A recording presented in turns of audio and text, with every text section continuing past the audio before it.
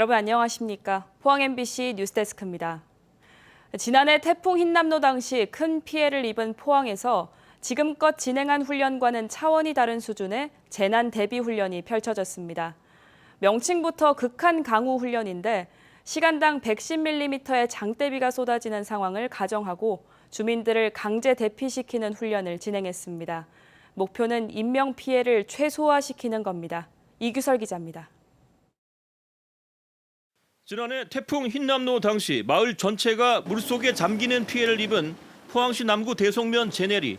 훈련 상황이지만 마을 주민 전체가 참여해 질서 있게 대피소로 이동합니다. 몸이 불편한 환자는 구급차로 옮기고 복지회관에는 이재민을 위한 임시 텐트까지 설치했습니다.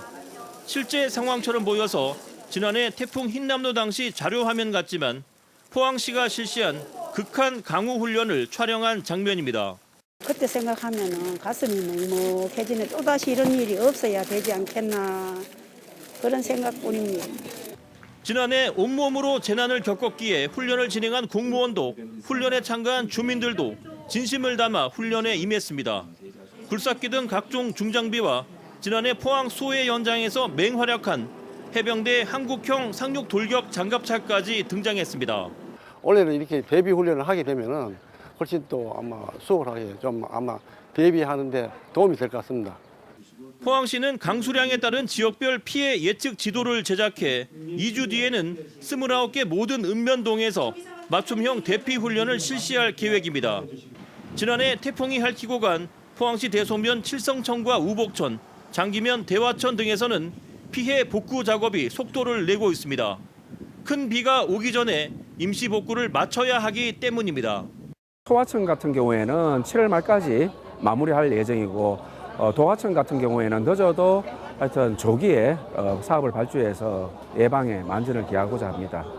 훈련이 진행된 이곳 대송면 행정복지센터도 지난해 1층이 모두 침수됐습니다. 올해 얼마나 많은 비가 올지 누구도 예측할 수 없습니다. 철저한 대비만이 피해를 줄일 수 있습니다. MBC 뉴스 이규설입니다. 포스코 포항제철소가 1973년 6월 9일 일고로에서 처음으로 쇳물을 뽑아낸 출선 50주년을 맞아서 기념식을 갖고 친환경 철강 소재 기업으로 도약을 선언합니다. 포스코는 역대 제철 소장과 퇴직 직원 3천여 명을 복합문화공간인 파크 1538과 청송대, 체인지업 그라운드 등지로 초청해서 홈커밍데이 행사를 갖습니다. 포항제철소는 1970년 4월 1일 착공해 1973년 6월 9일 일용광로에서 첫 쇳물을 쏟아냈고 이를 기념해 6월 9일이 철의 날로 제정됐습니다. 포스코는 쇳물 생산 50년 만에 기존 고로 방식에서 석탄을 사용하지 않는 수소 환원 제철소 건립이 당면 과제임을 선언하고 포스코 퓨처엠의 양극재, 음극재 공장 건립을 통한 사업 다각화를 꾀하고 있습니다. 사료비가 크게 오르면서 지난해 육개를 제외한 다른 축산물의 수익성이 크게 악화됐습니다. 특히 한우 농가는 한 마리를 팔 때마다 69만 원의 손실을 입은 걸로 나타났습니다. 김건엽 기자입니다. 사료값이 크게 오르면서 이 한우 농가는 인근 농장에서 나오는 버섯 배지와 볏짚 등을 혼합해 만든 사료를 먹이로 주면서 생산비를 낮추기 위해 안간힘을 쓰고 있습니다.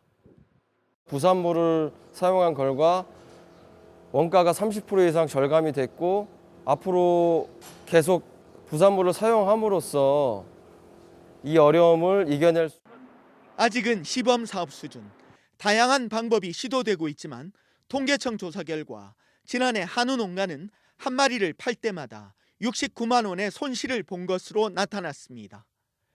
사료비 21%, 자가노동비 6.4%가 오르면서 전체 생산비가 증가했기 때문입니다. 송아지를 생산하는 한우 번식우도 마리당 40만 9천 원의 손실이 발생했는데 한우협회는 이대로라면 전체 한우 농가의 24%에 해당하는 2만 천여 농가가 앞으로 2년 내에 도산할 수 있다며 사료값 안정과 소비 촉진 대책을 촉구하고 있습니다. 생산비도 많이 오르고 여기에 소비가 더 위축됐을 때 한우 농가들이 굉장히 어려워질 수가 있다는 가장 우려스러운 부분이죠. 유구는 마리당 139만 원의 손실이 발생해 수익성이 가장 악화됐고 돼지, 산란계도 순수익이 감소했습니다. 육계만 유일하게 증가했습니다. 사료값 오름세는 지속되고 있고 3년 뒤 미국산, 5년 뒤에는 호주산 쇠고기 관세가 철폐되는 것을 비롯해 축산물 개방도 확대됩니다. 위기에 직면한 축산 농가를 위한 지원 대책이 시급한 상황입니다. MBC 뉴스 김건엽입니다. 민주노총 건설노조는 오늘 포항시청 앞에서 결의대회를 열고 고용 문제 해결을 요구하고 나섰습니다. 건설노조는 법과 단체 협약으로 보장된 건설노조의 투쟁에 대해서 윤석열 정부가 대대적인 탄압을 하고 있다며 이로 인해 비정규직 노동자인 건설 노동자들이 다시 악화된 노동 환경에 내몰리고 있다고 주장했습니다. 특히 건설사들이 정부의 노조 탄압에 발맞춰 지역 건설 노동자들을 외면하고 있다며 정부와 지자체가 고용 문제 해결에 직접 나서라고 촉구했습니다. 노조원 200여 명은 결의대회를 마친 뒤 고용노동부 포항지청까지 행진을 이어갔습니다. 대구지방고용노동청이 산업 현장에서 사망사고가 급증하고 있는 포항에 이달 말까지 사망사고 위험 경보를 발령했습니다. 올 들어 포항 지역 산업 현장에서 8명이 사고로 사망해 지난해 같은 기간 2명에 비해서 4배나 증가했습니다. 사고 유형은 추락 3건, 끼임 2건, 깔림과 맞음 폭발이 각각 1건입니다. 노동청은 사전 안전 조치로 사망사고를 예방하기 위해서 포항 지역을 특별 관리할 계획입니다.